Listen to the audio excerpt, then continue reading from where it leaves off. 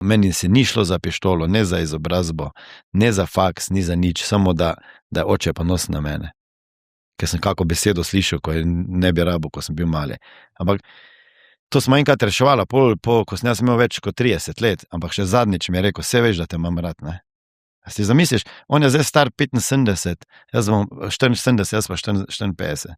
Pa mi je še dan spomenilo, ko me je objel, pa mi je rekel, da me ima rad. Pa lahko si ti star 150 let, pa če ti bo tvoj starš rekel, da je ponosen na te. Mislim, tako malo stvari, zdaj pa to samo potrdite, ali to zakrpati. Slačilnica, večerov podcast, v katerem Denis Bende Živčec odkriva neodkrito na slovenski družabni sceni. Dragi naši, lepo pozdravljeni v novi epizodi rahlo neurotičnega večerovega podcasta Slačilnica. Moje ime je Denis Bende Živčec in lepo vas vabim, da nas posledite, povšečkate, ne vem, kako se že reče, na vseh možnih platformah, na Spotifyju, na Apple Podcast, na večer.com, na YouTubeu, povsod smo. In danes imam enega res posebnega gosta. In zdaj, en spomin se je v meni prebudil, ne. Bilo je tam nekje konec 90-ih, a pa mogoče cirka milenium, ko sem jaz na televiziji videl eno reklamo, ki me je totalno znervirala. En tip, pa takrat se mi je zdaj malo smešen, moram priznati, je takrat je rekel, motiv, akcija, nekaj takega. In potem je govoril, kako mi ne znamo živeti, nekaj v tem smislu, ne. Ampak, ne, zdaj je leto 2026, ta tip ima zdaj, mislim, da 18 podjetij, mednarodno kariero, avtobiografijo. Jaz pa imam, 20 kil več pa ta podcast. Smiljan Mori, čestitam. Kakšna najava. Jaz pa imam 20 kil več. In ta podcast. Videla sva nazadnje tako eno sproti drugega sedela, mislim, da 9 let nazaj sem naštel, kar je neveč. Za eno drugo revijo o zaobraze, mimo grede. Se sploh ne vem, kje začeti, ker se je vsega zgodilo vmes. Ne, veš, kaj me zanima, a še ti prepoznaš tega fanta, pravzaprav fanta iz teh reklam? Ja, zadnje čase, ko tako malo, ko smo mojo avtobiografijo zlagali knjigo, ne, pa so moji kolegi na firmi pač vlekli ven slike, ne, pa moja mama kakšno sliko prispevala, pa še kakšne prijatelje, ne, in ko vidim, da v bistvu to druga oseba, že vizualno, ne, jaz za sebe zdaj, ko se pogledam v ogledalo, se mi zdi, da sem isti, že celo življenje, ampak dejansko 20 let ali pa 9-10 let je kar razlika in zdaj, a si bogatejši za izkušnje, verjetno si, a so ti zdaj te izkušnje kaj prinesle, pa boš zaradi tega, ker bolj pametno v prihodnje, se mi zdi, da še vedno ene in iste neumnosti ljudje počnemo lahko, tudi če imamo ogromno izkušenj, pa da se učimo najraje na svojih napakah, ne, pa ne glede na to, koliko jih napravimo. Tako da, ja, mislim, veliko se je spremenilo. Jaz vedno rečem, ni važno, kaj boš imel čez 5-10 let, važno je, kdo boš postal, ne. In če pogledam, je razlika med mano pred 10 ali pa 20 leti, pa danes sigurno ta, da bi naj imel malo več stvari v glavi, ne, glede na to, sem kar nekaj knjig prebral, to še ne pomeni, da si jih implementiral v praksi, ali pa se pogovarjal z nekaj, bom rekel, z uspešnimi ljudmi, ki pač imajo neke izkušnje. Tako da, ja, kdo si, kakva oseba si, drugače vides, pa mislim, vides se menja, ne. S kom se družiš v tem času je bilo zelo pomembno, je pa res, da to 10 let je pa hitro minilo, no, kaj ti naj rečem, da se mi zdi, da 10 let, eno desetletje ni nič, tako da taki mladi kolegi, ko naj zdaj snemajo, ne, bi vedno rekel, sploh ne veš, koliko hitro bo 10 let minilo in če ne boš počel enih stvari z nekim horizontom, dlje malo, da danes do jutri samo živiš, ja, ok, vse je v redu uživati, ne, ampak da pa veš, ne, kdo bi rad bil čez 10 let, ne, kako bi rad ne samo zgledal, nego kaj bi rad znal, mislim, kaj bi rad prispeval temu svetu, kaj bo na tem svetu boljšega zaradi tebe, koliko življenj se boš dotaknil, kjerih sposobnosti pa veščin se boš naučil in da si biti pripravljen na ful sprememb, ne, ker zdaj se bo pa še veliko več sprememb dogajalo, ne. Verjetno tistih 10 let, odkar smo midva sedela, je bilo kar nekaj sprememb se zgodilo, ne, ena stvar je tudi ta podcast, ne. Nek napredek je, ne? Ja, ne, ampak koliko se bo pa tehnologija ali pa kakšne spremembe boje pa v naslednjem letu dni, mogoče bo za 10 let, v enem letu, ne. Ko napišeš avtobiografijo in tvoje se imenuje Pubec iz Ožbalta, kar je zelo povedno, ne? Mislim, že naslov veliko nakaže. Ko se odločiš napisati biografijo, pa eni jo napišejo pravzaprav šele ob koncu svoje poti, ne? Ti si zdaj še, mimo glede 9 leti sva rekla, da se kikava, zato se zdaj še zmeraj kikava. Ko delaš biografijo o sebi, je to skoraj ena taka inventura. Mislim, da je Marko Podgornik uporabil besedo celo obdukcija samega sebe. Koliko enega brskanja po duši, po sebi, po spominih, pa ne vedno prijetnih, najbrž je za tabo? To je bilo kar nekaj časa, je to nastajalo. V bistvu jaz, itak, moja, bom rekel, pozornost je v zadnjih letih toliko se zmanjšala, ne, da težko bi sedel zdaj na računalniku, pisal knjigo, tako kot sem na začetku, tako da sem v bistvu jaz bolj to knjigo govoril. Kolegica Petra Škarja je to zapisovala in potem smo mi to metala gor, dol, ven, sem. Mislim, tak, bom rekel, kar zanimivi pogovori so bili, v bistvu imamo tudi večino tega, ajmo reči, mojega pripovedovanja ali pa intervjuja na nek način posnetega s kamerami, ne? Tako da nekega dne bi lahko to nekdo tudi poslušal, kaj sem jaz govoril, ne? Ker nekaj sovs je bilo, no. Čeprav veš, da pišeš neke spomine, ampak sem to globoko not padal, da sem nekje kar začel jokati, ko sem podoživljal. Zdaj na nek način lahko rečeš tudi, da to je neka samoterapija, ne? To pisanje ali pa pripovedovanje tvoje zgodbe. Po mojem mnenju pač marsikdo bi mogel napisati zgodbo, svojo življenje, knjigo. Mi pač ljudje imamo neko razmišljanje, da boš napisal nekaj svojega, neko življenjsko zgodbo, da bi moral pa zdaj ne vem kaj doseči, neke uspehe. Če bi že vsi ljudje vse svoje borbe noter zapisali v svojo knjigo življenja in kako so te borbe premagali in kakšne demone so vse imeli v glavi in česa so se vse bali, pa se ni uresničilo ali pa kaj se je zgodilo, pa so želeli spremeniti, pa ne moreš, pa kaj bi za nazaj spremenili, pa kakšen nauk bi si zdaj dali, če so malo starejši. Mislim, da bi to je bilo eno veliko bogatstvo enih izkušenj pa modrosti in zaradi tega ne rabiš ti zdaj biti multimilionar ali pa Elon Musk ali pa Donald Trump, da se autobiografija ali pa celo pol, ko ljudi več ni biografija napiše. Sem pa zelo vesel, da je to še vseeno autobiografija, ne? Da ni biografija. Ne? Ja. Tako da upam, da bo še kakšna autobiografija. Je pa res to, kar si rekel, ne? Da po pisanju knjige oziroma pravi občutki so se rodili, ko sem jaz imel tiskovno konferenco v Ljubljani ob izdaji knjige in sva se pelala ženo domov in me ona vpraša, kako se počutim, pa sem rekel, polnega in praznega. Pa pravi, kako to misliš? Pa sem rekel, glej, ne, če mi daš malo knjigo, ne? Sem rekel, glej, počutim se polnega, ne, ker ta knjiga je kar polna, ne. Ima enih 400-500 strani, verjetno bi še lahko enkrat toliko imela, ne, če bi vse zapisal, pa se niti vsega ne spomnim, moram reči, ne. Verjetno bi še mogel intervjuvati okrog ljudi, okrog sebe, da bi še kako dogodivščino mojo iz preteklosti povedal. Včasih je dobro kaj pa pozabiti, pravijo, ne? Pa ja, verjetno selektivno. Kateri del pogovora samim sabo ti je bil najtežji? Pa ta iz otroštva. Ja. Pravijo, da takrat nas najbolj zabrazgotinijo, ne, vsi skupaj. Yeah. No, se pravi, da smo ljudje en seštevek, ne, in vsega otroštva in naših staršev in prtljage naših staršev vsi vlačimo, te neke presnete kufre zraven.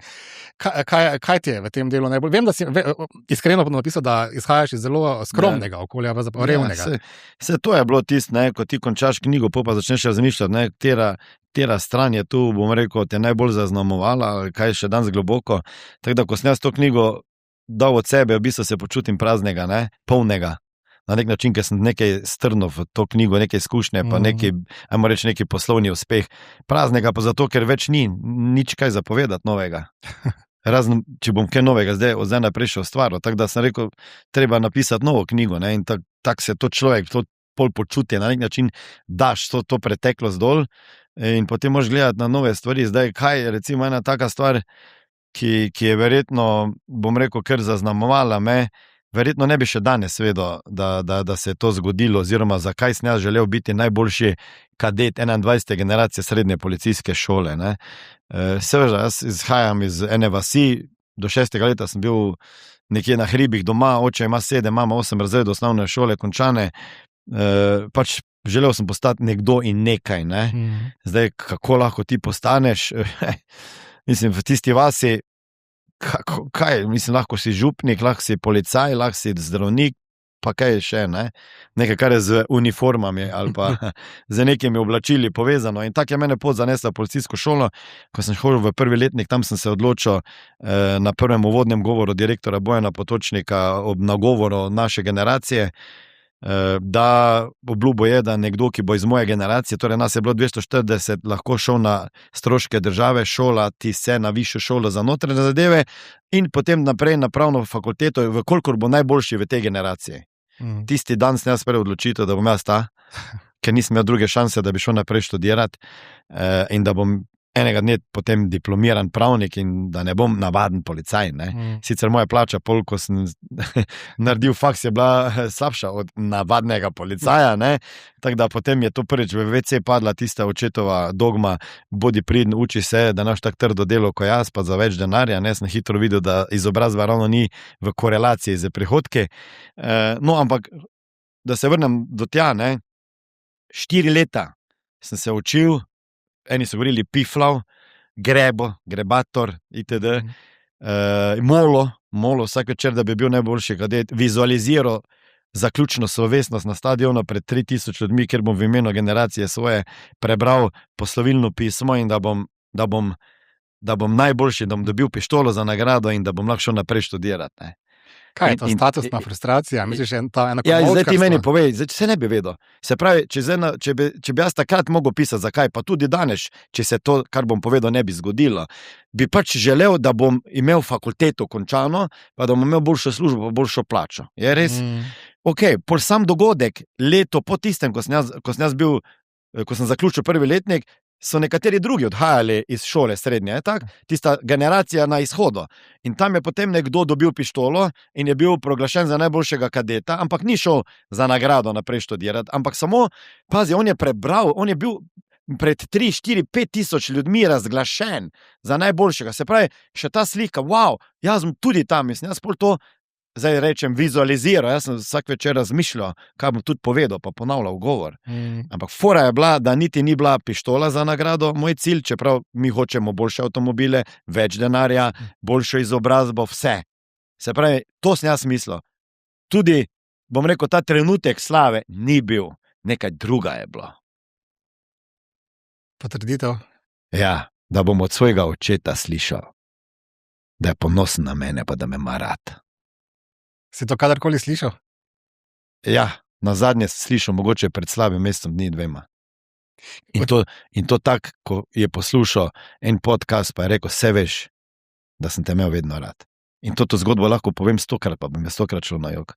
To so besede, ki jih en slovenski sin zelo redko sliši, po mojem. Mislim, da so naši očetje ene take kompleksne pojave. Si zamisliš, da jaz ne bi ugotovil, zakaj sem jaz hotel biti najboljši kadet, če ne bi 26. ali 25. 6., ko je bila zaključna slovesnost leta 1991, se začela Balkanska vojna in odpovedali so prireditev na stadionu, prestavili v dvorano v telovadnico in so rekli, da starši naj ne hodijo, ker je bilo nevarno. Nobenega starša ni bilo. Samo ko je moj profesor, ni bil profesor, vzgojitelj, videl mene, je videl, da sem žalosten, pa je rekel, pokliči vseeno svoje, naj pridejo. Oni so že na pol poti bili, pa so se vračali, pa so pa zamudili na mojo podelitev. In ne bi vedel, meni se ni šlo za pištolo, ne za izobrazbo, ne za faks, ni za nič, samo da je oče ponosen na mene. Ker sem kako besedo slišal, ko je ne bi rabo, ko sem bil mali. Ampak to smo enkrat reševala, ko sem jaz imel več kot 30 let, ampak še zadnjič mi je rekel, se veš, da te imam rad, ne? A si zamisliš, on je zdaj star 75, jaz bom 74, jaz pa 54. Pa mi je še dan spomenilo, ko me je objel, pa mi je rekel, da me ima rad. Pa lahko si ti star 150 let, pa če ti bo tvoj starš rekel, da je ponosen na te. Mislim, tako malo stvari, zdaj pa to samo potrdite, ali to zakrpa, treba neke rane, ampak mislim, da imamo vsi kakšne rane. Kak je pa vaš odnos bil tekom tvojega odraščanja? Ker recimo očetje naši so zelo pogosto bili zelo odsotni. Nisem jaz imel z očetom, bom rekel, zelo dober odnos, absolutno ne. Bolj smo si bila tujca v hiši, no. Ampak jaz ga čisto razumem. Mislim, kak je on bil vzgojen, kako pa boš dalje počel to, ne. Kaj pa mama? Zelo malo jo omenjaš? Mamo omenjam, ja. Mama je pač bila mama, ne. Mama je vedno zaščitniška, je tak. Mama te že ima rada, pa že veš, da te ima rada, ne. Ne rabiš se dokazovati, mami, ne? Mami, ne. Mama je bila tista, ko me je tolažila, ko sem se jokal, ne? A veš, tako da to ni bilo zdaj občutka, da mene mama nima rada, ne? Si se doskrat jokal, še eno, tako ne bi ti pripisal? Oja. Še kdaj se zdaj zjočem. Tako da, jaz mislim, da je to velik problem, da imamo moški to v glavi, da moramo biti moški, pa močni moški nikoli ne joka, ne? Jaz mislim, da to ni dobra vzgoja našim otrokom, sploh fantom, ne? Ker potem se ve, zakaj od, 500-600 samomorov v Sloveniji 80% moških, ne, naredi samomor ali alkohol ali kaj druga. Če ne znaš dati emocije ven, ne, če ne znaš, bom rekel, imenovati čustva, ki ga čutiš, ne, kako boš pa sploh znal čutiti nekaj, ne, tako da jokal sem bil star 25 let, pa me mama tolažila na kolenih, sem jokal, ko me je punca posla, ne. Veš, pri 25 letih.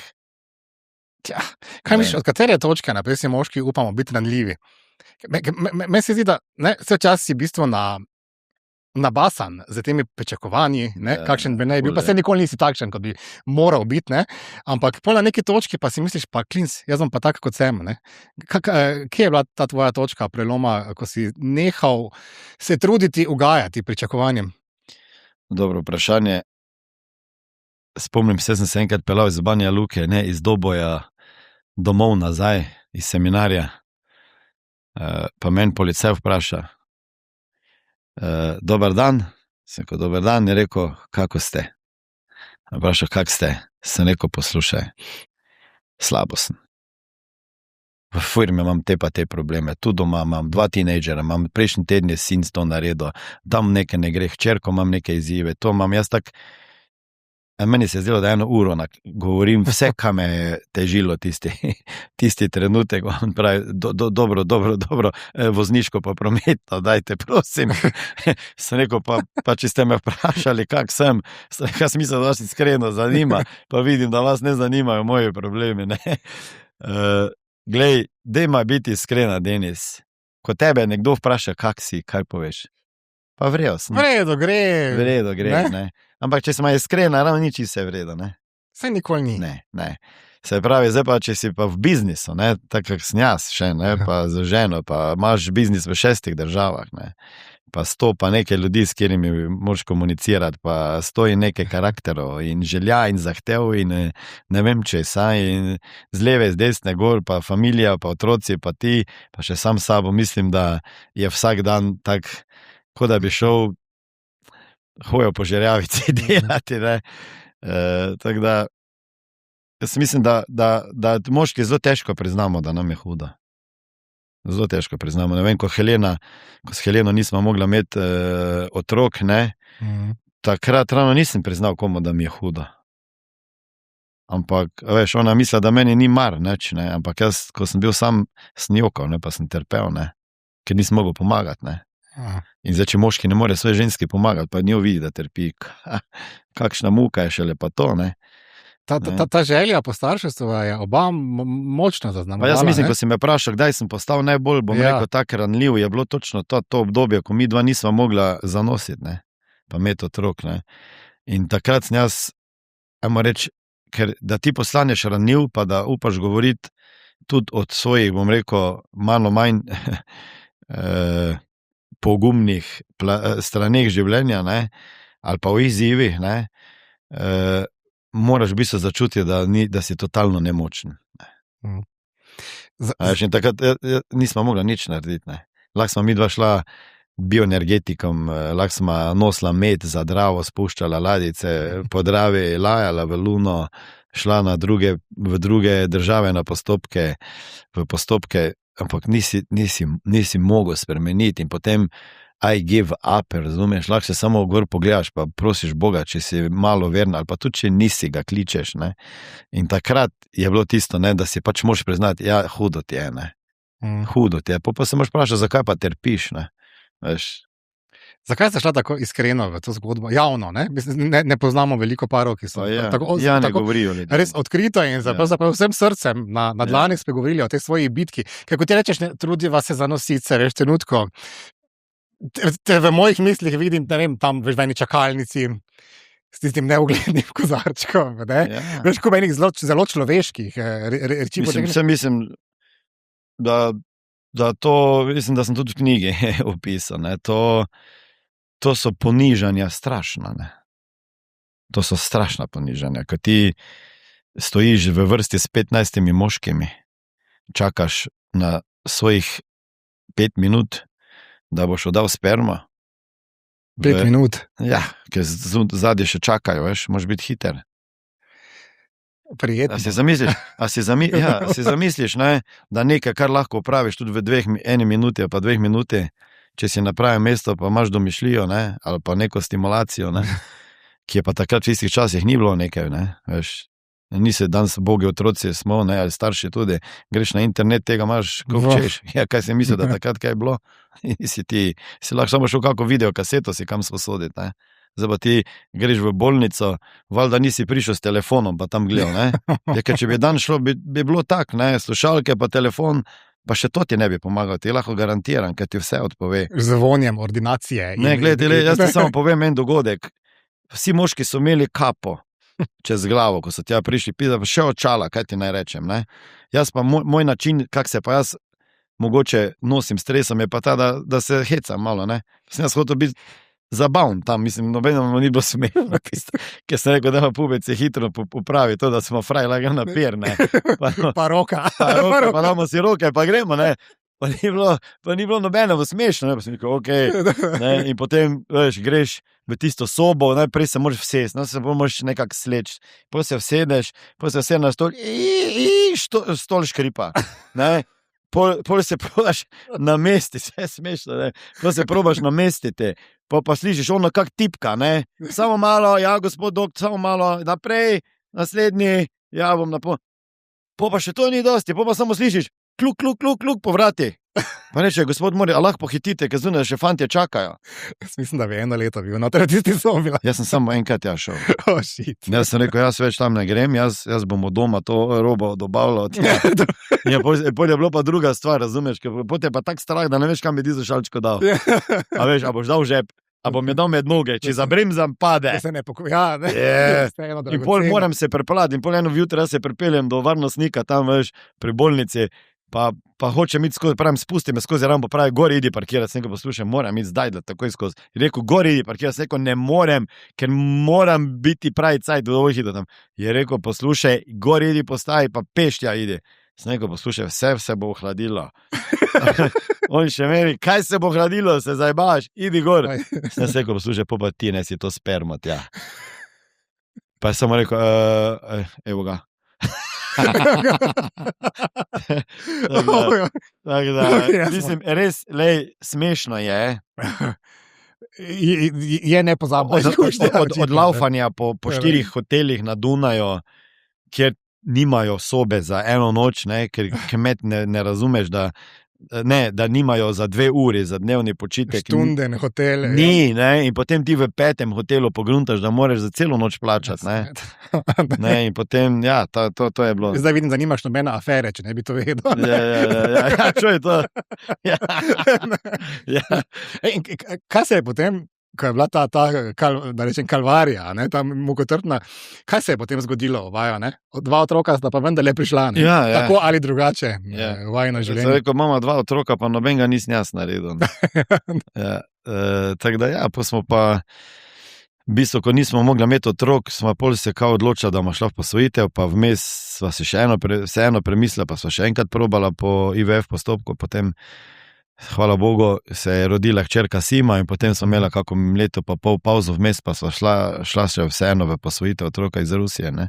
Tako da na koncu je tisto, kar sem vedno imel v glavi, da bomo imeli 2 otroka, sina pa hčerko, se je tudi uresničilo, ne, ampak pot do tega je bila pa kar dolga, ne. Čeprav zdaj, tako, ko so v teenagerskih letih, ne. Malo obžaluješ. Se obžaluje samo.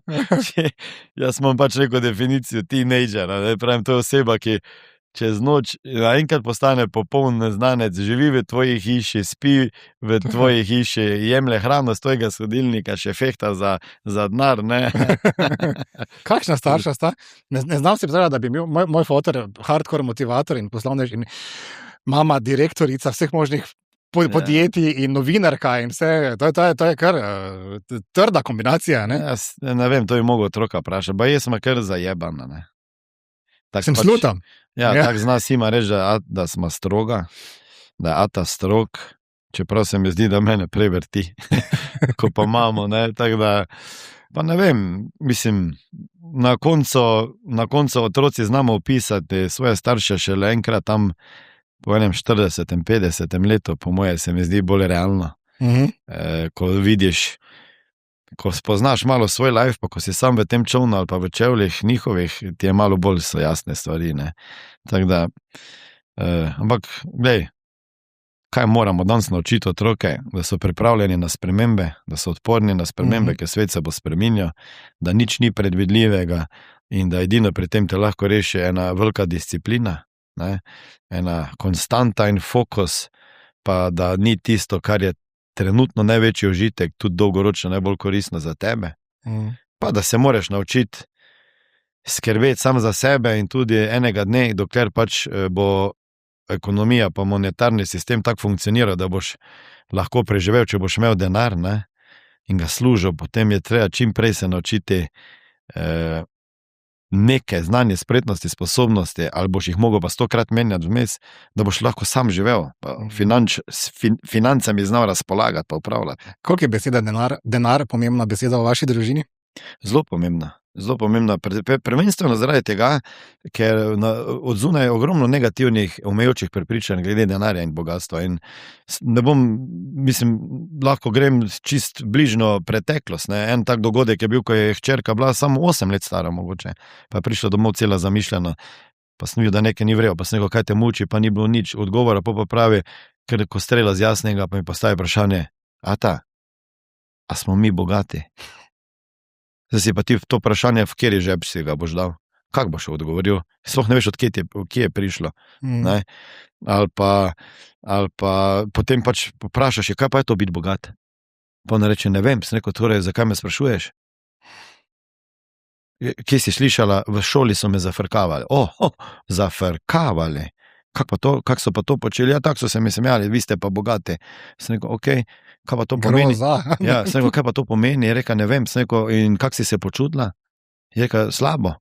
Sem rekel, kje si čutila to? Je rekla, v trebuhu me je stiskalo, pa v grlo, pa tako rdeča sem postala. Sem rekel, in zaradi besede bogat si ti postala nervozna, rdeča, slabo si se počutila, pa ne veš, kaj pomeni. Sem zato, ker so kolegi tvoji pač probali nenamerno, verjetno, pač te izriniti iz tega tvoje družbe, kao ti si drugačna, so povedali. Ampak niti oni ne vejo, kaj to pomeni bogat. Ker bogat je lahko taka širok pojem, zdravje, veselje, sreča, ljubezen. Kdaj je človek bogat? Kdaj pa je človek bogat? Ker denar je samo ena izmed enot, s katerim ti lahko meriš, bom rekel, dosežke ljudi pa uspeh. Je res? Ni pa edina merska enota. So imaš kilograme, centimetre, pa še kaj drugega. Okay? Neke stvari sploh ne moreš meriti, da bi rekel, da si bogat. Veš, pač bo nekdo pač rekel, mi smo bogati, ker smo zdravi. Se je res, ampak a si za to zdrave kaj naredil? Če nisi, pač ti je bilo dano. Zdaj, a je biti zdrav, bogat, ali je imeti nekaj denara, koliko ti je pol denarja, kje je ta lestvica, ko ti rečeš, snereven srednji sloj, ekonomisti so preračunali. Zdaj, kak se pa ti počutiš? Ti se lahko počutiš bogatega z 2 jurja plače, je res? Če živiš z 700 evri, Se ne. No, ampak, a veš, kaj mislim? Pa tudi, če bi ti duplo dali plačo, a se boš počutil ti bogatega? Kje? Mislim, a veš, kaj mislim? Ker ljudje večinoma, jaz si poznam, večinoma zapravijo ti znar, kar ga imamo ljudje, je tak? Ja. In je vedno ta občutek, imam premalo, moram več, pa ko misliš, da imaš več, boš več trošil, v bistvu pa ti hočeš samo mir imeti, je tak? Ti hočeš imeti mir, ti hočeš brez stresa živeti, kar je pa iluzija, Kar je pa iluzija v današnjem svetu. Po drugi strani pa imam Ata Smiljan na Instagramu svoj vzdevek Smiljon. Smiljon, ja. Pa ni to zaradi denarja. To je pa zaradi tega, ker ko sem začel delati Instagram profil, sem ga najprej delal v slovenskem jeziku. Pol sem pa šel enkrat z eno kolegico, Ano Bučevič, na eno pijačo, pa sem se javil live v balkanskem jeziku. Pa sem dobil 5000 followerov iz Balkana. Pa sem začel govoriti slovenskem, pa me ovi niso ništa razumeli, pa sem začel malo v njihovem jeziku, pa me ovi Slovenci niso razumeli. Pa sem razmišljal, zdaj pa čas hoče imeti profil, tak, ker naenkrat je bilo to 20, 30, 40,000 Balkancev, ne, bom rekel, ki ne govorijo slovensko, ne, ker mislim, da smo še mi tudi Balkanci, ne, malo smo, ne.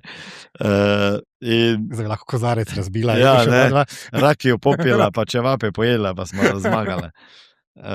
No in pa sem rekel, ne, kako zdaj, če bom v slovenščini govoril, me te ne bi razumeli, če to sem začel, vseko nič, jaz bom v angliškem delu jeziku profil imel, pa videe. Pa sem začel snemati videe v slovenščini, balkanščini, hrvaščini, mislim, moje polomljeni, srbo-hrvaščini, pa v angliščini, pa sem bil cel zmeden. Pa sem rekel, kaj, zdaj sem pa fokusiral na tale moj lokalni trg, pa ne bo, recimo, balkanski jezik. Ne? In potem včasih, ko sem pa prišel v Ameriko, ker sem pa 2018 jaz delal podcaste za Američane, zdaj pa Smiljan, kak se prebere, Smiljan, ali pa Smiljan. In zdaj, kak se pa izgovori Smiljan. Jaz njim razlagam, it's like a million, Smiljan. Pa vsi pravijo, wow! In potem so me vsi tam na seminarjih kliče, hej, Smiljan, trillion, gazillion. In potem enega dne meni pravi, pa daj si Smiljan, ne, Smiljan. Numerološko je, zdi se dobro, ne? Ja. Se ti zdi vaše podjetje, torej Smart Money Solutions, se vi se imenujete, ne? Ker mi Italijane povezujemo z temi motivacijskimi govori, vi ste v bistvu vse mogoče, ne? Vi ste zavarovalnica, ste zavarovalna agencija, ste poslovno svetovanje, ne nazadnje, ne? Torej, širom nekdanje skupne države se raztezate. A se ta percepcija do bogatstva zelo spreminja od države do države? So Srbi bolj ponosni, če so bogati finančno, kot pa mi? Dobro vprašanje. Prva stvar, ne, na prvi del lahko odgovorim, da večina me ljudi pozna kot nekega motivatora v Sloveniji, ne. Pa tudi na Balkanu kot nekoga, ki pač je bil na seminarjih, tako so me ljudje spoznali, drugače ženo se ukvarjamo že 29 let z zavarovalništvom. To je najna primarna dejavnost. Moji govori, seminarji, nastopi nikoli niso bili niti 10% mojih prihodkov, tako da to je moja glavna dejavnost. Ja, tako da, če bi zdaj kdo mislil, da sem jaz iz tega milijone zaslužil, ker sem na seminarjih bil, ali pa so ljudje bili na seminarjih, to daleč od tega. Ok, v Rusijo, Ukrajino, Kazahstan, ko sem hodil, bom rekel 10 let, tam so bili resni fiji, samo to ni zdaj to, da bom jaz se s tem ukvarjal, zaradi tega, ker ti si na odru pa zaslužiš, ko nisi na odru, tega ni, ne. Naš posel je pa malo drugačen, mi imamo zdaj biznis v 6 državah, to garažko coin, razumeš, 7 let smo zdaj tam, ampak enega dne, če ti rata, ne, pa mogoče imaš neki biznis, ki pa generira prihodke lahko za naslednjih 20, 30, 40 let, ampak ogromno je izzivov vmes, ne, da se razume, ne. Tako da v bistvu te moji seminarji so takrat, pač so mi ljudje spoznali, ker jaz sem pa čutil, jaz sem videl, ko sem z ljudmi delal, sem bil kar mlad, 30 let, ne, če sem jaz regrutiral nekega prodajalca, ne, da ni bilo fora samo v tem, če sem jaz nekega skripto prodajno naučil ali pa produkte, da je bil on bolj uspešen, je bilo čisto nekaj drugega, ne. Ali bo še rekel, zdaj osebna rast, duhovna rast, da imaš cilje, da znaš strahovi pred neuspehom, pa temi podzavestnim prepričanjem. Pol sem videl, da nekdo, ki ima slabo prepričanje o prodaji, da ima prodaja manipulacija, bla, bla, je teže prodajo, ne, moraš ta prepričanja menjati. Pol sem ugotovil, da ljudje, ki niso varčevali, ki niso investirali, so imeli negativne prepričanja v zvezi z denarjem, ne, in potem, veš, moraš skozi to ti rasteš. In potem sem jaz videl, ne, da če jaz neke stvari ljudi učim, da bojo oni boljši zaradi tega. Samo sem pa rekel, samo vsi pa ne bojo mojem biznisu delali pa zavarovanja prodajali. Ne? In potem sem prvi seminar naredil, tu v Zrečah je bil 280 ljudi, in seveda je bilo to precedens takrat o motivaciji govoriti, ne, ker beseda motivacija takrat ni bila, sploh ne v slovarju slovenskega jezika do besede. To je bilo še pred vplivneži celo, ne? Mislim, to je bilo, mislim, da gospod Dimovski na ekonomski fakulteti v Ljubljani so razpravljali, kdo ti je zdaj ta, pa ni profesor, pa ni doktor, pa ni znanstvenik, pa govori, pa predava o motivaciji, ne. Danes pa so motivatorji, pa govorniki, jih imaš koliko hočeš, ne. Okay, takrat je bilo to nekaj novega, ne. Tako da glej, zato, pa najbolje je bilo pa tisto, ko sem šel na televizijo prodajati kasete pa knjige, ne. To je bilo pa top šok. Hujšanje se spomnim. Pa ja, ampak veš, jaz nisem bil strokovnjak za hujšanje. Jaz sem samo ugotovil, ne, zato sem dal tudi takrat tistemu produktu, ki je pogorel na celi fronti, razumeš, minusa, adijo. Hujšaj zdravo, je iz glavo. A veš, da je bil malo, ne, ampak jaz sem videl, ne, da jaz nisem bil ne za prehrano strokovnjak, jaz sem vzel strokovnjaka za prehrano, ampak sem eksperimentiral, pa sem rekel, da probamo to narediti. Pa pol sem vzel strokovnjaka za fitness, pa takrat je bil tisti hit treninga, še ni bilo hit, veš, kratek, pa intenziv ni bilo. Ampak jaz sem rekel, da ti nekim trening enemu kolegu, fitness treneru, še danes je Gorano, Lorencino, sem rekel, poslušaj, da naredi en trening, da bo tu v 10-15 minutah vjutro, da ljudje ne rabijo hoditi na fitness, pa cele dneve na fitnessu preživeti, pa ne vem kaj, da je hitro, pa tak. In on, ja, to bo težko. In pol je on naredil, ne. Je bilo to neka, ajmo reči, neka pogruntavščina takrat, ne. Ampak jaz sem videl, da ko sem imel pa skupino ljudi, ki sem jih testiral, pa sploh ni bila fora, kaj oni jejo, bila fora v motivaciji, da oni spremenijo način prehranjevanja, pa svoje emocije do hrane, pa neke frustracije, da pol sem jaz dobil idejo, da bom dal še ven, ok, če je motivacija, kaj je bilo 7 skrivnosti motivacije, knjiga pa motivacija, pa mislite in delujte kot zmagovalci, CD, paket motivacije je bil uspešnica, pazi. To je bilo 6,000, 7,000 prodanih kaset, več kot CD-jev. Mislim, da jo imamo doma nekje. Ja, ne, vse velikih tako ni poslušalo, ne. Je bila, pazi, pa jaz sem več kaset prodal, ko pa najbolj slavni pevci v Sloveniji. Takrat 1500 so jih največ prodali pevci, pa 6 jurjev. Ti pa Helena, ne, vidiš? Ja, ne. In potem sem jaz mislil, zdaj pa še bomo za hujšanje, ne, je to pa mega uspešnica, ker pa vsi bi radi hujšali, tak, eto. Če nisem niti 30 paketov prodal. Enostavno je bilo preveč pred časom vseeno. Kaj pa je tebe potem pri Abrahamu utrgalo? Drugače pa to, da ti še to, ja, pri Abrahamu, ja, vem, kaj hočeš. Ja, ne. No, na Balkanu ni zdaj naroda, ki bi hotel manj biti uspešen, pa bogat, kot pa drugi, ne. Vsi hočejo biti uspešni, bogati, zdravi, lepi, pa pametni, jaz pravim. Pa lahko greš v Kazahstan, Kirgistan, Tadžikistan, Turkmenistan, noben noče biti glup, revn, pa brez denarja, pa bolan. Je tak, ne. Tako da, to je to. Kaj si me hotel vprašati, kaj me je pri 50? Kaj se je pri 50 utrgalo? Ti postal si bodybuilder. Spremljali smo nekaj časa to transformacijo na Instagramu, pa so se pa mišice kar res razbuhtele. Niso se mišice razbuhtele. Meni je maščoba šla dol. A mogoče je to. Ja. In potem, ko ti slikaš to, ne? Zato, ker jaz nekih večjih kilogramov nimam, ko sem pa imel, ne? Ampak ta procent maščobe, ki se spravi dol, pa ko je koža tanka, pa ko imaš ti 3% maščobe, veš kaj je 3%, 4, imaš 4, evo. Na 4 sem prišel. Ne bi vedel. To so žile, ne bi vedel. To se žile vidijo, zdaj jaz pa sem sploh celi taki žilaz, ne. Pol pa, ko še to nafilaš, ko en cajt ne ješ hidratov, pa to enkrat hidrate nafilaš, to se ven stopi, pa še en Snickers poješ, ko ti takrat bi videl, kaj sladkor dela v žilah. Preko greš na oder, na tekmo, ne. Vsi bodybuilderi vzamejo malo Snickersa, ne. To je sugar direkt v žile. To se ne zna predstavljati. To celo telo žile ven stopijo, ne? Snickersa? Ja. Wow. Ja. To je trik. Ko greš na oder, malo soli, ne? Da vodo potegne pod kožo, čist malo vodice, pa Snickersa, pa direkt na oder. No, ostali bodybuilder, verjetno še kaj, ne vem, jaz toliko se ne spoznam, ampak tak je bilo pri meni. No, tako da, to ti pol zgledaš, veš, si bolj suh, imaš manj kil, zgledaš pa večje. Vizualno zgledaš večje, ne? Kaj me je pa prijelo, pa vse, glej, ko pogledaš 50, sem bil star.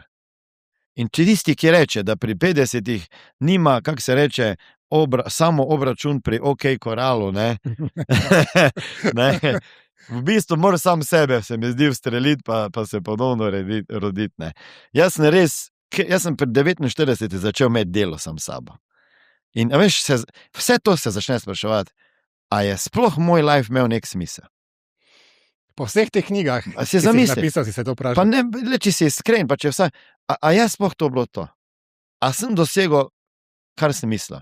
A sem bil sposoben več, pa sem dosegel veliko manj? A sem imel srečo, se mi je posralo vse skupaj? Razumeš?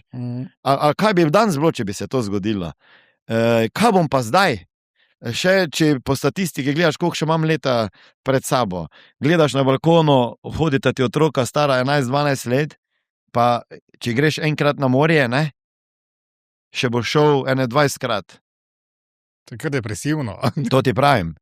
In začneš razmišljati, pa tako ti začnejo solze iti, pa si misliš, fuck, kam naredil, nič, en logotip si bom dal tu gor, live big, pa eno leto drži, pa še ni vrejo, pa daš na drugo stran logotip, pa rečeš grow big, iščeš, veš, nekaj iščeš, ne.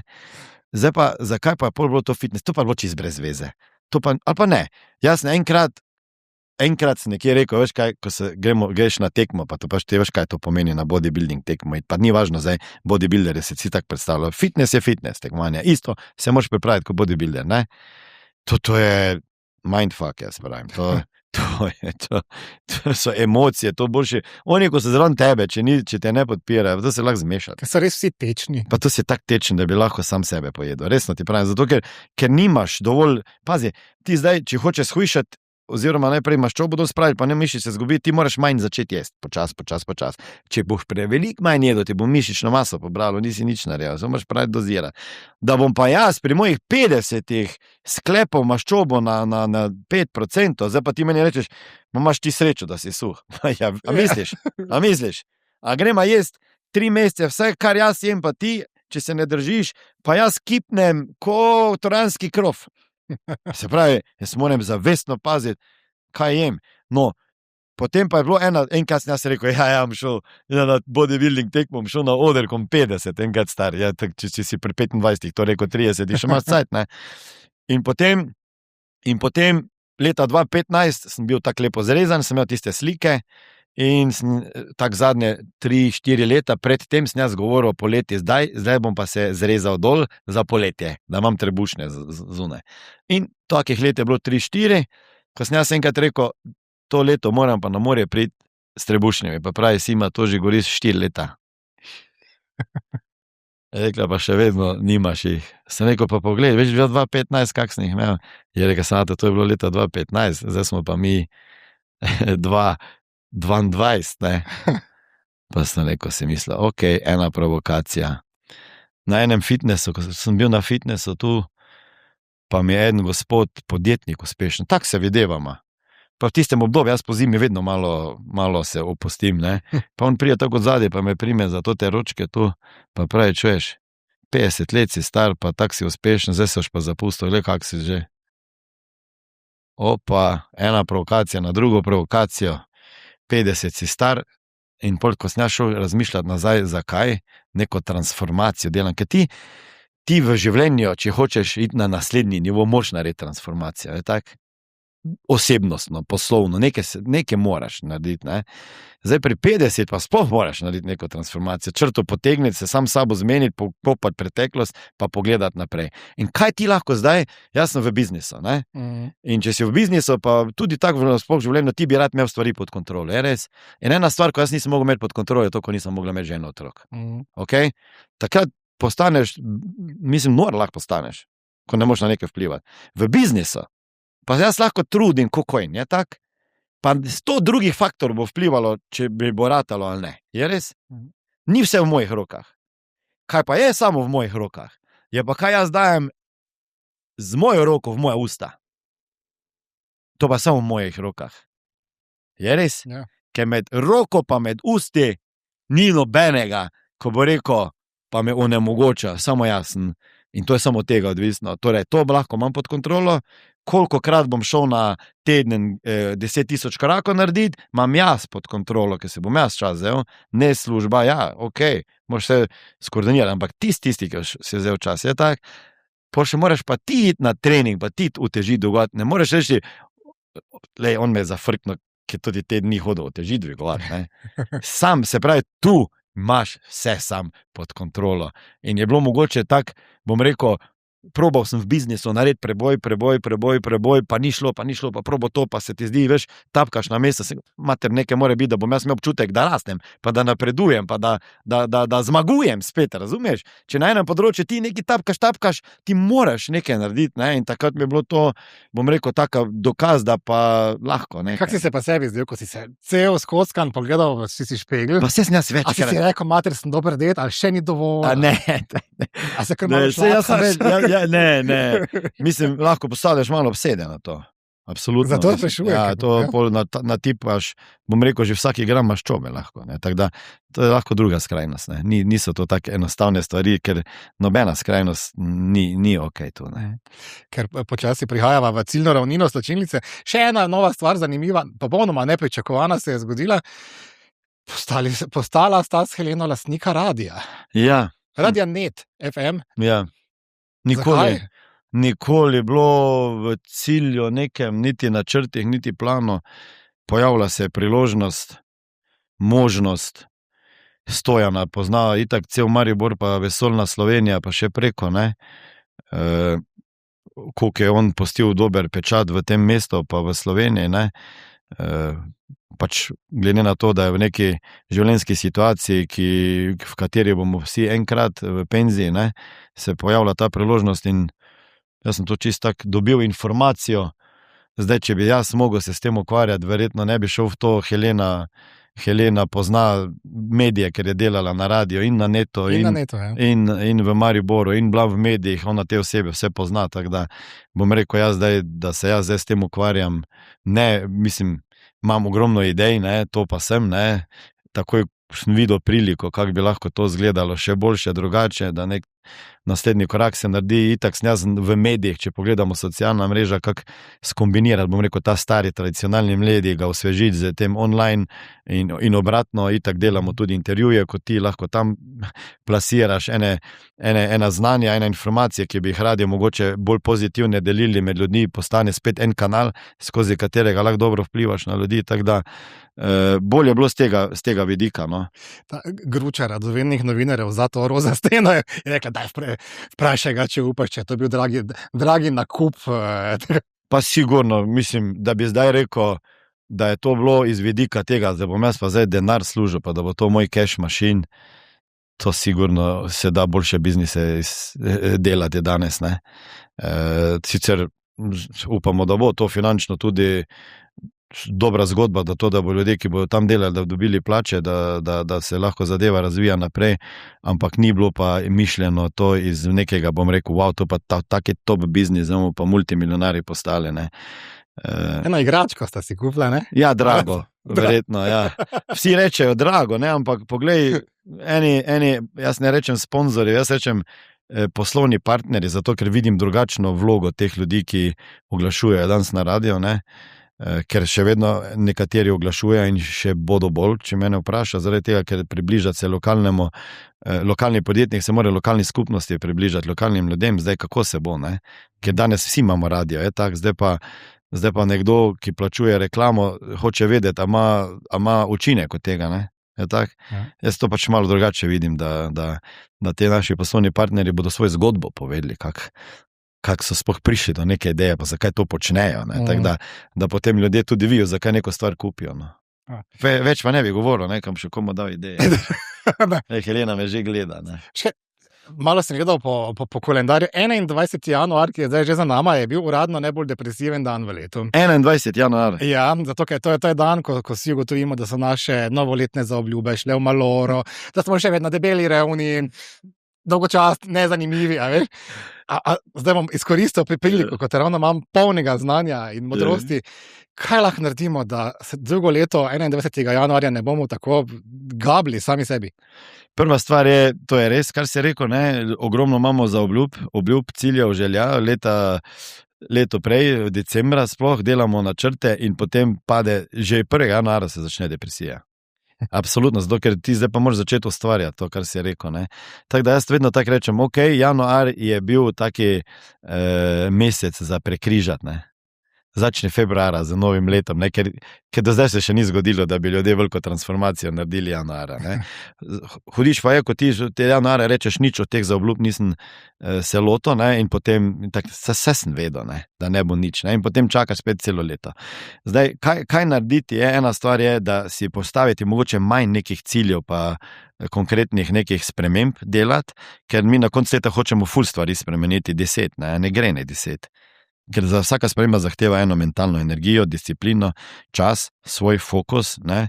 In spremembo lahko tudi urnika, marsikaj moraš spremeniti. Ne? Tako da jaz vedno rečem, daj si en cilj mogoče. En cilj na enem področju ali pa maksimalno 2 na 2 področjih in tisto teraj. Najdi si podporo iz okolice, mogoče 2, 3, 4 kolege, ki imajo iste cilje, ki se v te spodbujali. Še boljše, če javno rečeš, da boš nekaj spremenil, ne? Ker recimo moja disciplina, ko sem šel na fitness tekmovanje, ko sem jaz rekel, da grem na tekmo, ne, pa da se pripravljam, pa sem to dokumentiral. Jaz ne morem zdaj iti v lokal pa reči, pa dobro, bom danes pač pojedel eno tortico.